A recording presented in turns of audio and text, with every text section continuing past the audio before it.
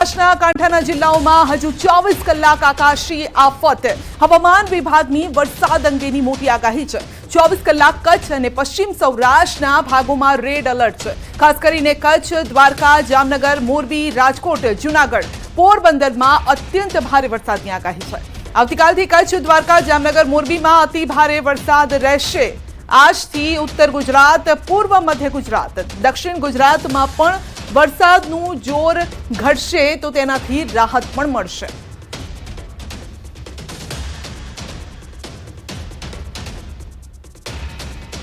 તો એક થોડીક રાહત કદાચ મધ્ય ગુજરાત માટે હોઈ શકે છે કે આજથી થોડુંક જોર ઘટવાનું છે મધ્ય ગુજરાત પર, પરંતુ કચ્છ અને સૌરાષ્ટ્રે હજુ પણ જાગતા રહેવું પડશે, કારણ કે અહીં ભારે વરસાદની હજી પણ આગાહી છે.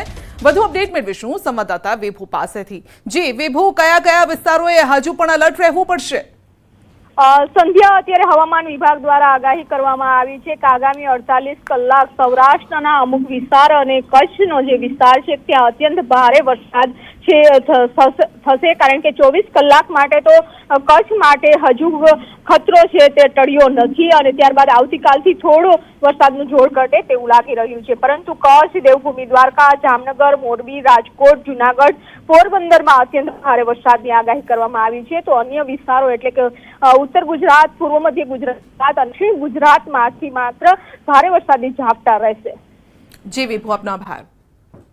जो अभी इसकी पोजीशन है वो 60 किलोमीटर नॉर्थ वेस्ट भुज से बना हुआ है और 80 किलोमीटर दूर नॉर्थ ईस्ट में नलिया से बना हुआ है. और इसकी जो आगे मूवमेंट है वो 30 तारीख को नॉर्थ ईस्ट अरेबियन सी एडजॉइनिंग सौराष्ट्र और कच्छ रीजन और एडजॉइनिंग पाकिस्तान में ये 30 तारीख को साइक्लोनिक स्टॉर्म में कन्वर्ट हो जाएगा. और इस सिस्टम को देखते हुए आज के लिए जो एक्सट्रीमली हैवी रेनफॉल की वार्निंग और साथ में रेड अलर्ट जारी है सौराष्ट्र और कच्छ रीजन में, और जो डिस्ट्रिक्ट है जहां पर एक्सट्रीमली हैवी रेनफॉल की वार्निंग और साथ में रेड अलर्ट जारी है वो डिस्ट्रिक्ट है राजकोट, जामनगर, पोरबंदर, जूनागढ़ और मोरबी, द्वारका और कच्छ डिस्ट्रिक्ट शामिल है. और इसके अलावा जो डिस्ट्रिक्ट है वहाँ पे heavy to very heavy rainfall की वार्निंग और साथ में ऑरेंज अलर्ट जारी है. और डे 2 की बात करेंगे तो जामनगर, पोरबंदर, द्वारका और कच्छ के लिए वेरी हैवी रेनफॉल की वार्निंग, और राजकोट, जूनागढ़, मोरबी के लिए हैवी रेनफॉल की वार्निंग है. और डे 3 के लिए जामनगर, पोरबंदर, द्वारका और कच्छ के लिए हैवी रेनफॉल की वार्निंग है. डे 4 के लिए कच्छ और सौराष्ट्र रीजन में हैवी रेनफॉल की वार्निंग नहीं है. और डे 5, डे 6 में भावनगर के लिए हैवी रेनफॉल की वार्निंग है. और गुजरात रीजन की बात करेंगे तो आज और कल के लिए मॉडरेट रेनफॉल का पूर्वानुमान है, जिसमें गुजरात रीजन के सारे डिस्ट्रिक्ट कवर हैं. और डे 3 के लिए वलसाड़, नवसारी, दमन और दादरा नगर हवेली के लिए हैवी रेनफॉल की वार्निंग है. और उसके बाद डे 4, डे 5, डे 6 और डे 7 के लिए heavy to very heavy rainfall की वार्निंग है गुजरात रीजन के लिए. और आने वाले 2 दिनों के लिए गुजरात स्टेट के सारे डिस्ट्रिक्ट कवर हैं, जिसमें थंडर स्टॉर्म की वार्निंग है. और फिशरमैन वार्निंग की बात करेंगे तो आने वाले 3 दिनों के लिए फिशरमैन की वार्निंग है, और जिसमें विंड की स्पीड होगी आज के लिए 55 से 65 और साथ में जो गस्टी विंड होगी वो 75 किलोमीटर पर आवर. और कल और परसों के लिए जो विंड होगी वो गेल विंड के साथ 65 से 75 और जो गस्टी विंड होगी वो 85 किलोमीटर पर आवर. और जो सी की कंडीशन होगी वो रफ स्क्वेली वेदर के साथ rough to very rough condition होगी. और रेनफॉल पिछले 24 घंटे में रियलाइज की बात करेंगे तो सबसे ज़्यादा कच्छ में 30 सेंटीमीटर रेनफॉल रिकॉर्ड हुआ है, और द्वारका में 29 सेंटीमीटर रेनफॉल रिकॉर्ड हुआ है. और टोटल देखेंगे तो एक्सट्रीमली 8 जगहों पे रिकॉर्ड हुआ है, और वेरी हैवी रेनफॉल 11 जगहों पे, और हैवी रेनफॉल 18 जगहों पे रिकॉर्ड हुआ है. और 1 जून से लेकर आज तक Gujarat as a whole state rainfall realise की बात करेंगे तो 852 मिलीमीटर रेनफॉल रिकॉर्ड हुआ है, और नॉर्मल के हिसाब से 577 मिलीमीटर होना चाहिए. तो प्लस 48% रेनफॉल नॉर्मल के हिसाब से ज़्यादा हुआ है. और रीजन वाइज बात करेंगे तो गुजरात रीजन में 927 मिलीमीटर रेनफॉल रिकॉर्ड हुआ है. 760 मिलीमीटर रेनफॉल नॉर्मल के हिसाब से होना चाहिए. तो प्लस 22% गुजरात रीजन में नॉर्मल के हिसाब से रेनफॉल ज़्यादा हुआ है. और सौराष्ट्र और कच्छ रीजन में 799 मिलीमीटर रेनफॉल रिकॉर्ड हुआ है, और नॉर्मल के हिसाब से 431 मिलीमीटर होना चाहिए. तो प्लस 86% सौराष्ट्र और कच्छ रीजन में रेनफॉल ज़्यादा हुआ है नॉर्मल के हिसाब से 1 जून से लेकर आज 29 अगस्त तक।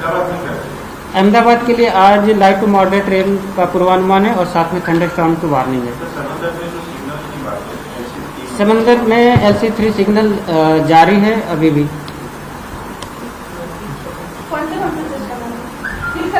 आज के लिए एक डीप डिप्रेशन और एक डीप डिप्रेशन से मानसून ट्रफ गुजर रही है और एक ऑफशोर ट्रफ साउथ गुजरात में बनी हुई है। तो गुजरात स्टेट के लिए 3 सिस्टम एक्टिव हैं।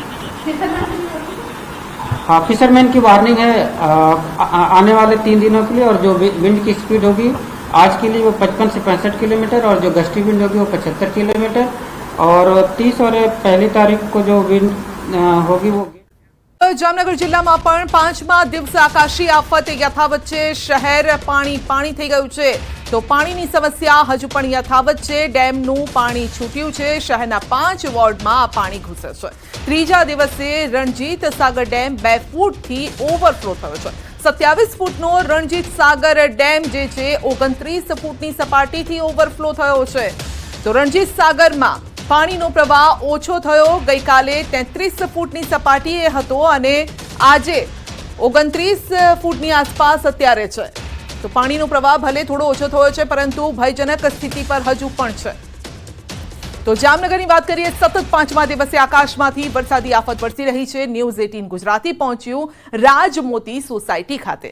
રાજમોતી સોસાયટી ખાતે પાણીના પ્રવાહના કારણે લોકોના ઘરોને નુકસાન પહોંચ્યું છે। ઘરની નીચેના ભાગેથી પાણીના ધસમસતા પ્રવાહ હજુ પણ વહી રહ્યા છે। અસરગ્રસ્ત લોકોને કહ્યું છે કે સરકાર તાત્કાલિક અસરથી સર્વે કરાવી સહાય અપાવે।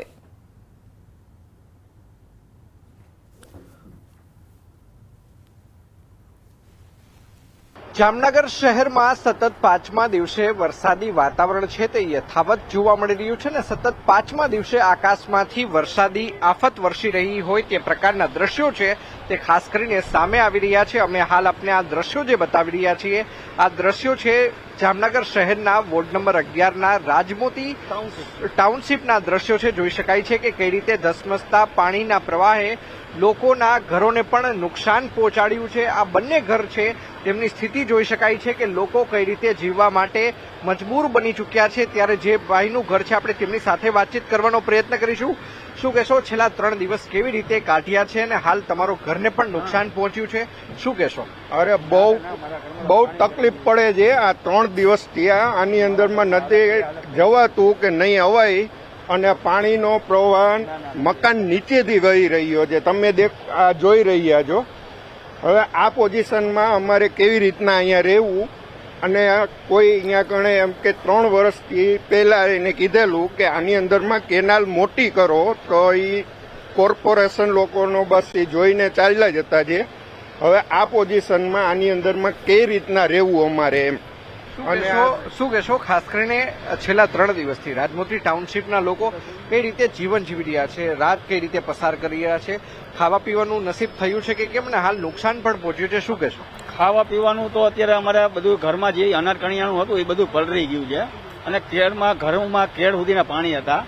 અત્યારે આ કેનાલ જો 3 વર્ષ પહેલા જો મોટી કરી નહીં ગયો ને તો આ નોબત ને આવી ગયો અને આ ગલીની અંદર પાણી તો તમે જઈ શકતા હતા કે કેટલું પાણી ભરાયેલું હતું। હવે આજે અમને ફ્રૂટ શાકાવાળા સહાયવાળા જે આવ્યા હતા ફ્રૂટ પેકિંગ દઈ ગયા હતા, ખીચડી દઈ ગયા હતા, કોઈ સોયતું બનાવીને દઈ ગયા હતા, કોઈ કોરો નાસ્તો દઈ ગયા હતા। એ ખાઈને અમે ગુજારણ અત્યારે અમે હલાવી ચૂક્યા છીએ। બાકી આ અત્યારે ઘરની હાલત જુઓ કેવી પોઝિશન છે અને અમે કેવી રીતના રહી શકીએ છીએ। હવે સરકાર આમાં અમને કંઈક સહાય કરે અને આ ઇલેક્ટ્રિક વાળાના થાંભલા ક્યારે પડે એનું કંઈ નક્કી નથી। એમ જીવના જોખમે અહીંયા રહી છીએ અમે।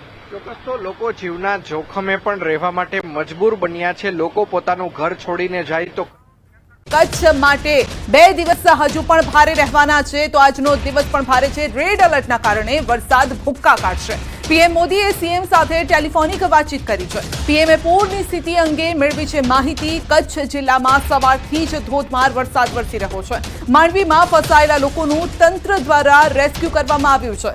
ભુજમાં આશાપુરા નગરમાં ઘૂંટણસમાં પાણી ભરાયેલા છે। મુન્દ્રાના ડુમરાની નદીના પાણીમાં એસટી બસ ફસાઈ છે। જૂનાગઢનું નરસિંહ મહેતા સરોવર ઓવરફ્લો થયું છે। જામનગરના અનેક વિસ્તારોમાં વીજળી ગુલ થઈ ગઈ છે અને ન્યૂઝ 18 ગુજરાતી પર સૌથી દમદાર કવરેજ વરસાદની એક ખબર આપને જોવા મળશે ન્યૂઝ 18 ગુજરાતી પર, કારણ કે ન્યૂઝ 18 ગુજરાતીના જાંબાઝ રિપોર્ટર ગ્રાઉન્ડ ઝીરો પર છે અને તેઓ પણ જીવના જોખમે આપના સુધી એ વિડીયોઝ પણ આપી રહ્યા છે, બતાવી રહ્યા છે.